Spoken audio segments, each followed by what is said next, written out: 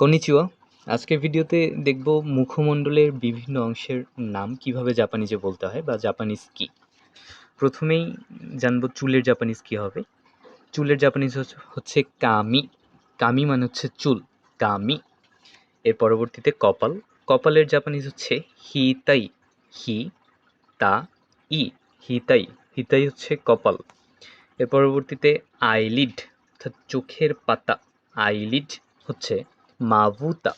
মাভুতা, মাভুতা হচ্ছে আইলিড। এর পরবর্তীতে চোখ, আই। আইয়ের জাপানিজ হচ্ছে মে। মে মানে হচ্ছে আই। এর পরবর্তীতে নোজ। নোজ হচ্ছে হানা। অন্য হানা মানে কিন্তু আবার ফুল। হানা মানে ফুল, হানা মানে নোজ। এর পরবর্তীতে দাঁতের জাপানিজ হচ্ছে হা। শুধুমাত্র হা। হা হচ্ছে দাঁত। এর পরবর্তীতে মুখ। মুখের জাপানিজ হচ্ছে কুচি। কুচি, কুচি মানে হচ্ছে মুখ। এর পরবর্তীতে লিপ। লিপের জাপানিজ হচ্ছে কুচিবি। কুচিবিরু। কুচিবিরু অর্থাৎ লিপ বা ঠোঁট। এর পরবর্তীতে চিন। চিন হচ্ছে আগু। আগু মানে হচ্ছে চিন বা চিবুক।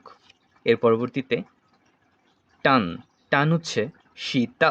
সীতা মানে হচ্ছে টান বা আমাদের জিহবা। সীতা আবার সীতার অন্য একটা অর্থ আছে। সীতা মানে হচ্ছে নিচে। সীতা মানে হচ্ছে নিচে, আবার সীতা মানে হচ্ছে টান।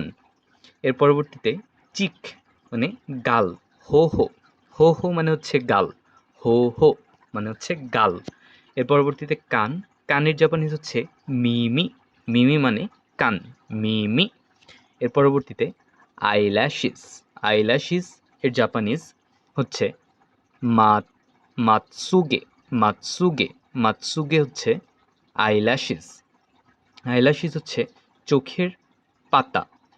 আইল্যাশিস হচ্ছে চোখের পাতা, সরি চোখের পাপড়ি। চোখের পাপড়ি হচ্ছে আইল্যাশিস। এর পরবর্তীতে আইব্রো। আইব্রোটা হচ্ছে মায়ো। মায়ো মানে হচ্ছে আইব্রো। মায়ো মানে হচ্ছে আইব্রো। মায়ো।